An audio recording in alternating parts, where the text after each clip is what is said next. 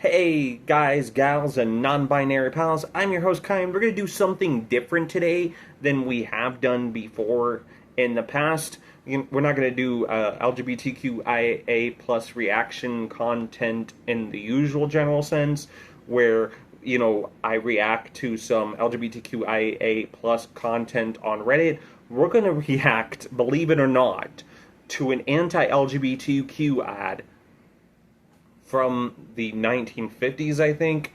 Anyways, we're going to react to that, and I'm going to give my commentary on it and just point out how ridiculous it is and stuff like that. So anyways, let's jump into the video now. So here it is.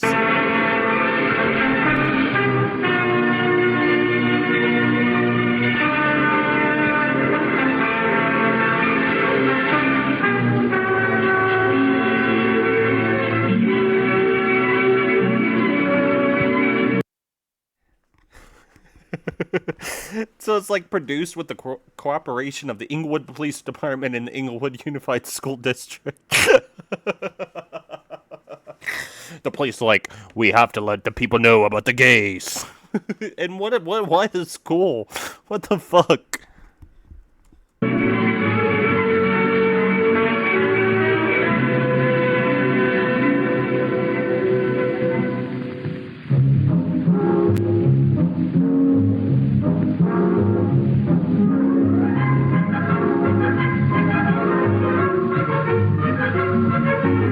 Like really quick. Oh god, couldn't I wish I could find a version of this that was touched up a little bit better, because this is hurting my eyes.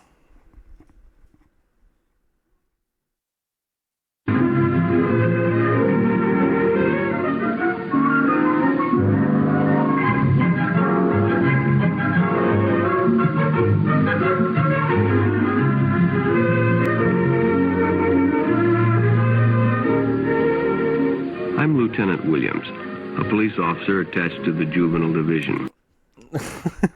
You could tell that the car is not actually moving, because like in these older movies, and well, I mean, this ain't a movie, this is like a propaganda film, so it's like a short film. But you can tell because the way they did their editing, I guess, or whatnot, they made it look like cars were actually moving, but it's like usually on a set. Sorry.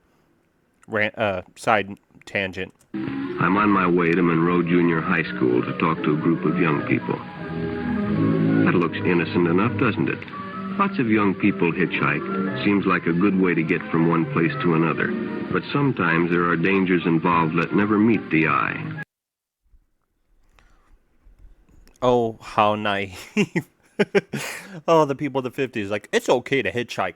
Now, I mean, I think the modern police, like, yeah, that's a horrible idea to hitchhike. You're going to get gutted like a fish.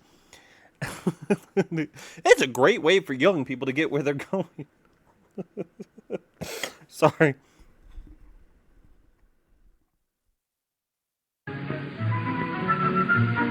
Let's take the case of Jimmy Barnes.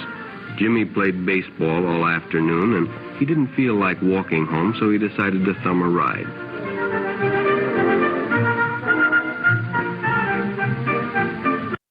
Jimmy. Oh, wait. Forgot to turn the microphone back on. No, Jimmy, don't get in the car. It's a gay guy. I'm assuming that's why this, like, anti-LGBTQIA video is going. I don't know yet. But it's like, Jimmy decided to hitch a ride. Little did Jimmy know. Like it turns into a Dayline special. Little did Jimmy know they were going to get him. He'd done it 100 times before, and he didn't think anything was unusual when the driver struck up a friendly conversation. In fact, he seemed like a real nice guy. He asked Jimmy if he played baseball in the park often. Jimmy told him they practiced 3 times a week and played a rival group on Friday afternoon. The stranger was a good listener, too, and it only seemed minutes before they pulled up in front of Jimmy's house.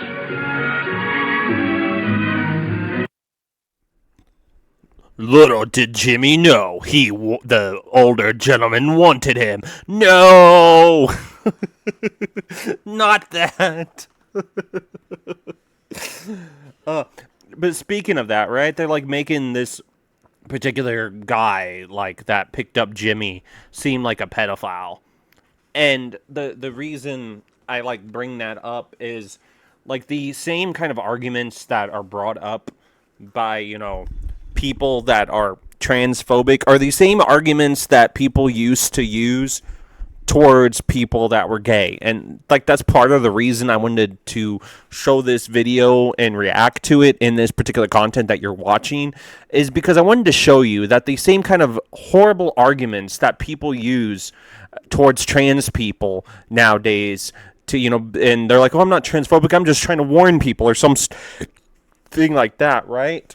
Are the same, sorry, my hair's messed up, are the same kind of arguments that people used to use against people that were homosexual or gay or whatever the term you want to use. The same kind of arguments that they used to like be like, well, the trans people are pedophiles, which no, but that's the same kind of crap that they used to claim about gay men back in the 50s or back when this particular film was made.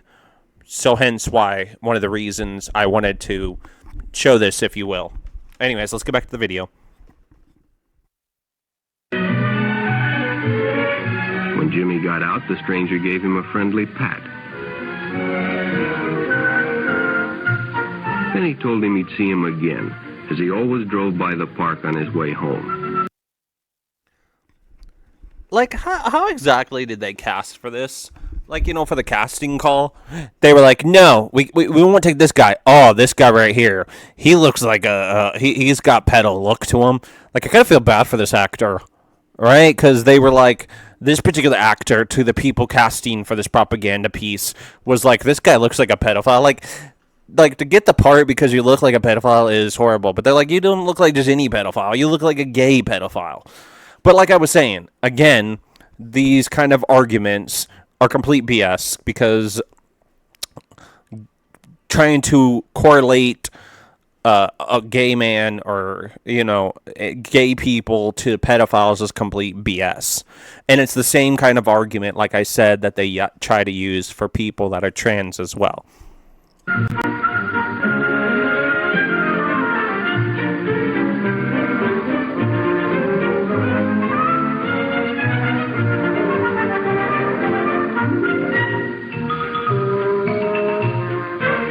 Sure enough, the following day when Jimmy finished playing ball, well, the man was there waiting.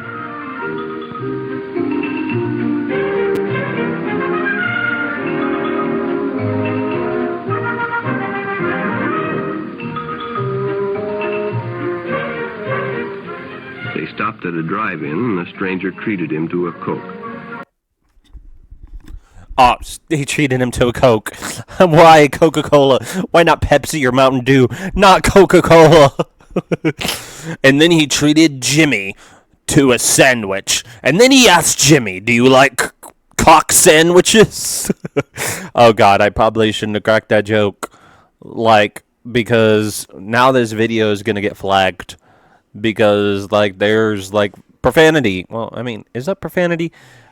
This entire video thing is complete BS. Again, it's still going. I see the route that they're going with this particular anti-gay film. They're trying to correlate gay men with pedophilia, just like modern society tries to correlate trans people with pedophilia. It's just the same old tactics, just different target. During their conversation, he told several off-color jokes. But Jimmy had heard others before, and, well, it made him feel big to so easily win the confidence of an older person.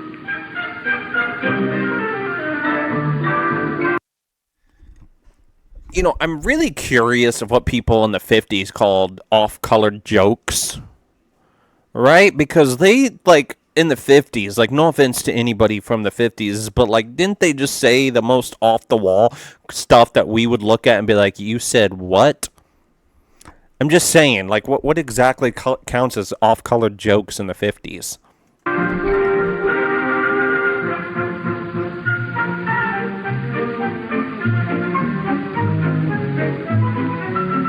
The following Saturday, they went fishing together. By now, they were using first names. Ralph said it was more friendly. The thing is, they're trying to make this guy look like a pedophile. in that he's only in it for sexual things, right? Or something. But, like, he's taking Jimmy on a date, man. He, like, got him a Coke. He got him some food. He's taking him fishing. I'm just saying, I don't know what they're trying to get at with this. They're like, then took Jimmy out to get a Coke. Then he took him out fishing. And they had fun together.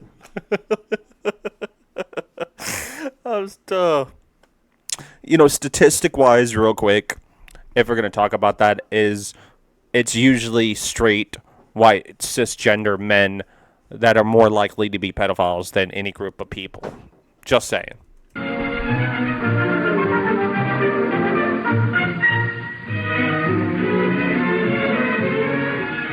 Jimmy hadn't enjoyed himself so much in a long time. Then during lunch, Ralph showed him some pornographic pictures. Jimmy knew he shouldn't be interested, but, well, he was...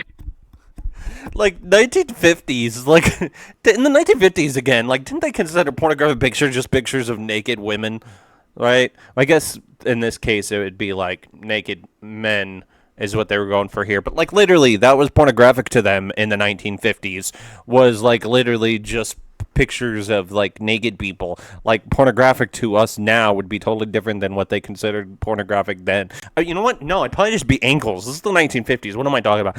They'd be like, Jimmy then saw pictures of Alfred showing his ankle. That whore! Curious. What Jimmy didn't know was that Ralph was sick. A sickness that was not visible like smallpox, but no less dangerous and contagious. A sickness so dangerous that he takes people fishing and buys them Coca-Colas. of the mind. You see, Ralph was a homosexual, a person who demands an intimate relationship with members of their own sex. Demands? What the fuck? Goes, homosexual are men that demand relationships with people of the same sex. Nobody's demanding it. What the fuck are you even talking about? They demand it. Nobody's demanding, honey.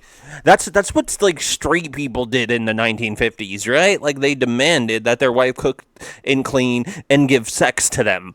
Those were the ones that were demanding. I don't think any gay people in the 1950s were demanding anything other than being treated with dignity and respect. But by now, Jimmy felt a fondness for Ralph, and they continued to go places together. Ralph was generous and took Jimmy many interesting places and did many nice things for him. He bought presents and even gave him money. But payments were expected in return. You see, Jimmy hadn't recognized Ralph's approach soon enough. When Ralph first asked Jimmy to go fishing alone, he should have discussed it with his parents or teacher.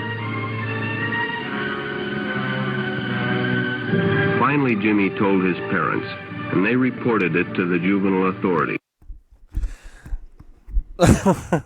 See, what you're talking about in this particular video, Mr. Officer, is not homosexuality. This is pedophilia. You're trying to correlate something and trying to connect the two where there is no fucking connection. I mean, this entire film is complete BS. Like, it is just literally fear-mongering and just made-up crap. And see, this is what I'm saying. Is, like, back in the 1950s, that was the argument that they tried to use towards gay homosexual men and tried to make them come across, accuse them of being pedophiles, right? But the thing is that same argument now is used for the trans community. Like, these transphobic people try to say that, trans people are pedophiles, and they're like, why can't they just leave the children alone? And it's the same crap that they used to use towards gay men, where they'd be like, why can't the gay men just leave the children alone, when neither of those particular groups were actually harming children or targeting children at all. And the thing is the people that are accusing people of targeting children are usually the people that target children. Ralph was arrested, and Jimmy was released on probation in the custody of his parents. Wait, what did Jimmy do? Like, Jimmy was released on probation for what? He just went fishing with the dude. What the fuck? I guess apparently in Inglewood, fishing is illegal. When you go fishing with another man, you're gonna get your ass arrested. Jimmy can't even go fishing with his dad, my friends. But all homosexuals are not passive. Some resort to violence, as in the case of Mike Merrick. Is that other guy that's not active? One of those recovering gay people bullshit. I guess it's one thing that's just not new at all is people claiming, oh, I'm no longer gay, was like even a thing in the 50s. You're not an ex-gay. There's no such thing. There's no such thing as a ex-trans person either.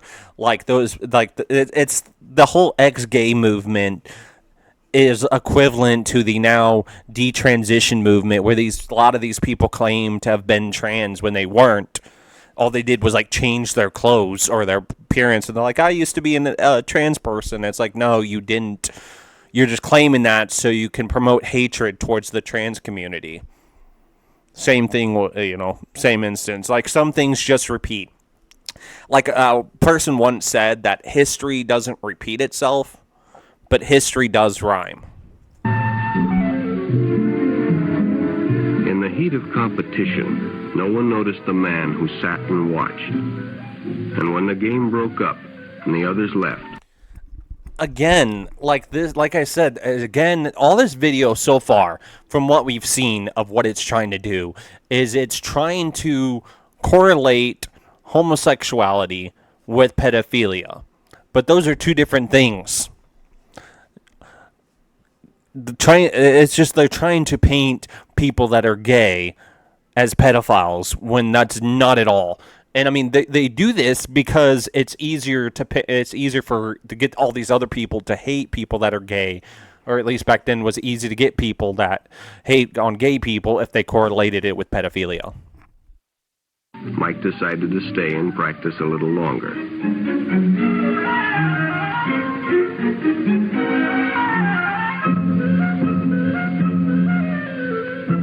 The stranger joined him. He was friendly, and, well, it was better than playing alone. Is this dude, like, seriously playing basketball in his suit? I hope it's, like, in the middle of winter. And I hope it's in, like, further up north. Like, I live in Texas, and imagining playing basketball in the middle of summer, and the outfit he is wearing, that is asking to die.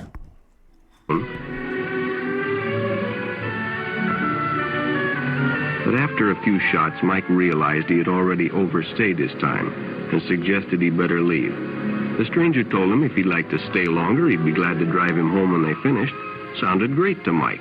Chance to play longer and get a ride home, too.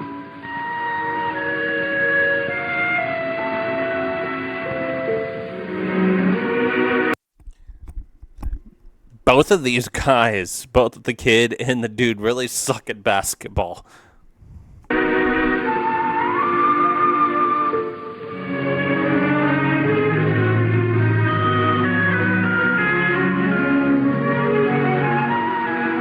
When they finished, the stranger told him he'd make a fine player someday if he got lots of practice. The companionship, the praise, the friendly attitude dispelled any misgivings Mike might have had about going with a stranger. He probably never realized until too late that he like was I right said, in the shadow again, of death. they're just trying But to sometime try that to say evening, that all people that are gay, all the homosexual men are pedophiles. And like I said, it's like in that time period, in before the LGBTQIA plus rights movement that happened in the 80s with figures like Harvey Milk or Sylvia Rivera or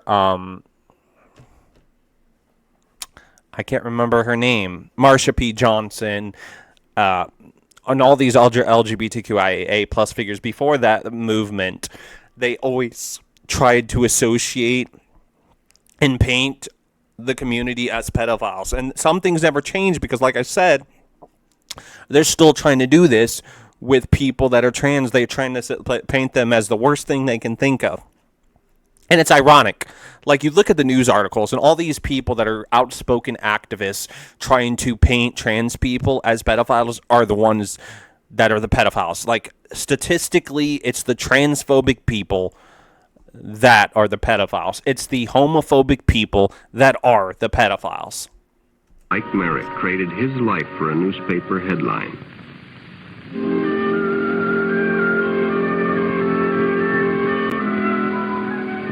As Denny and Jerry got the papers ready for Jerry's afternoon delivery, they only casually noticed the two boys that raced by in the afternoon traffic, and they didn't pay much attention to the car that drew up shortly afterwards until the man called them over.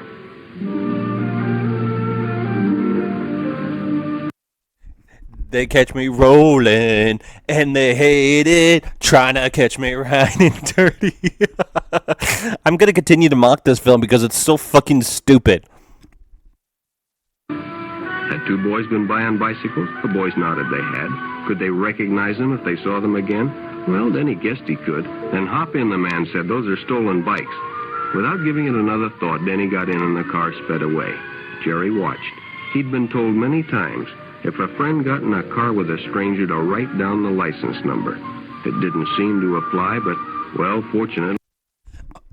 Okay, statistically, the most likely that people that are going to get kidnapped statistically is by people they know. This whole stranger danger propaganda that my generation grew up with. I was born in 1985. The stranger danger crap we were taught is complete bullshit. Like, statistically, it's more likely to be somebody you know that's going to kidnap you, not some stranger. But yet they fed my generation this, and I guess apparently it goes all the way back to my grandparents and parents' generation, that they were also taught this crap that their stranger's going to kidnap them, when statistically the person that's going to kidnap you more likely is someone that you know, not a stranger. He marked it down.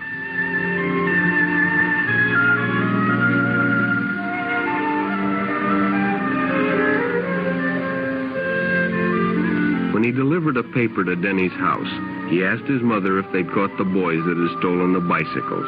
Denny hadn't returned, so he told her the story and gave her the paper with the license number.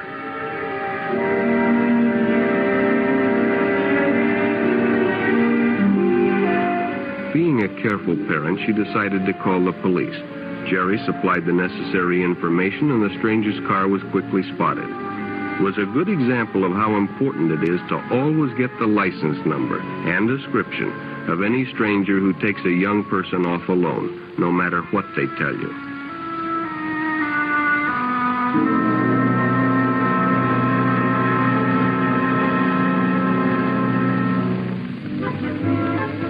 Public restrooms can often be a hangout for the homosexual.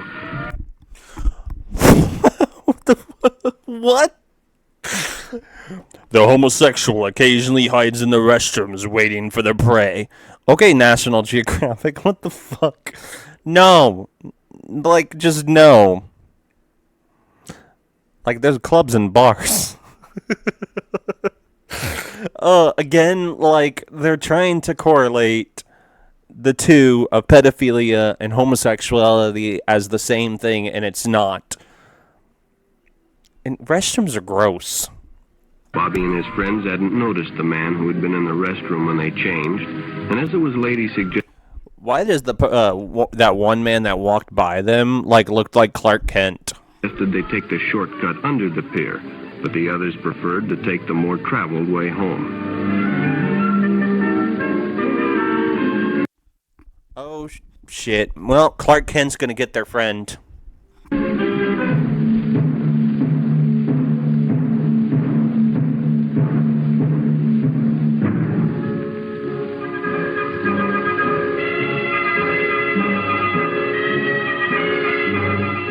Bobby recognized the stranger as the man in the restroom. The shortcut under the pier didn't seem like a good idea at all.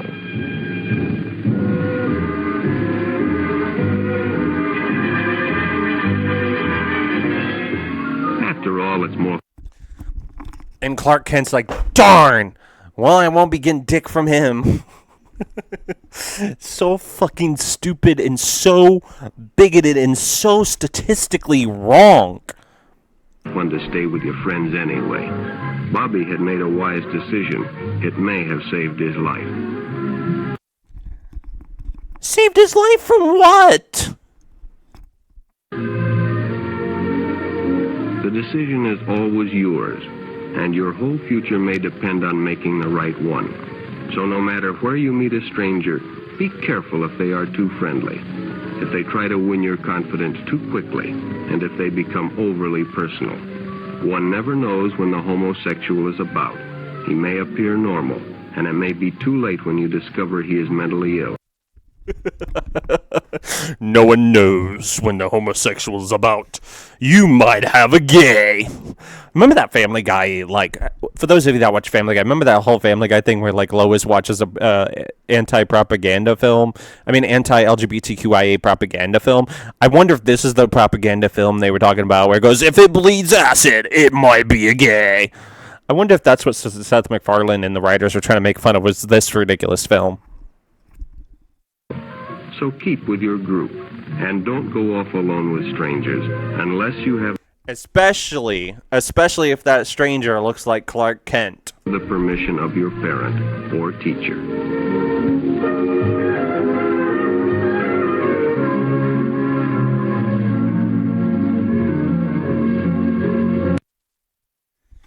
Oh my god, that was so ridiculous. But hold on, let me show you something. People say, hey Kai, don't pay attention to the AI thing. Okay, this is the Google AI thing, but this is quoted from the Zero Abuse Project. Studies from organizations like the Zero Abuse Project and clinical researchers indicate that approximately 90 to 95% of child molesters are heterosexual males. Research shows that gay, lesbian, bisexual, and transgender individuals account for a disproportionately small percentage of child abusers. Roughly 1 to 3%, which is far below the representation in the general population, according to Zero Abuse Project. There is no empirical or clinical evidence linking transgender identity to pedophilia. Research on convicted perpetrators highlights the condition is not anchored to sexual orientation or gender identity, the Zero Abuse Project. Child sexual abuse is... Oh, whoops. I had to plug in my computer. Sorry about that. Child sexual abuse is openly driven by opportunity, power dynamics, and grooming tactics more often than occurring within the family or trusted social circles. According to the U.S. Department of Justice, the vast majority of perpetrators are parents or close relatives to the victims.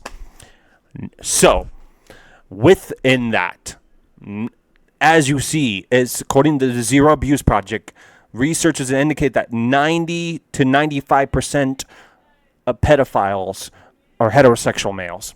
Not gay homosexual men and not trans people. So yeah, that's the video. Tell me in the comment section if you want to see more of this kind of thing. I don't know how I'm going to be able to find other old, videos like this to react to, but I'll try to find a way if you all want to see this kind of more of this content. Actually, YouTube itself is the one that gave me this idea, where you go into the thing and it says, like, gives you suggestions. Yeah, YouTube had suggested for me to do something like this, and I was like, hey, that's actually a pretty good idea. And so that's how this video came about, is YouTube suggested me to do a type of video like that.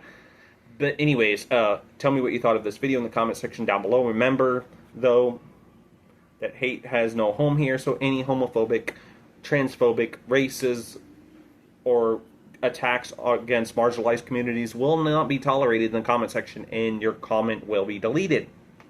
Like, it'll be deleted, and you will be blocked from commenting or watching any of my content. Simple as that. Anyways, thank you for watching, guys, gals, and non-binary pals. I've been your host, Kai. Until next time, I'll see you in the next video. For the workers, for the nurses on their feet, for the teachers buying pencils, for the families in the heat. Power to the people isn't just a slogan on a wall. When we organize together, we don't rise up, we all rise up. Healthcare on the table, but your credit's running thin. Pre-existing condition means the system won't let you in. Meanwhile, lobbies line the hallways, writing up the bill. Profit over patient, and they call that goodwill. Housing is a human right, not a hedge fund asset play. But investors buying blocks, pricing working folks away. 40% of rent, just so somebody's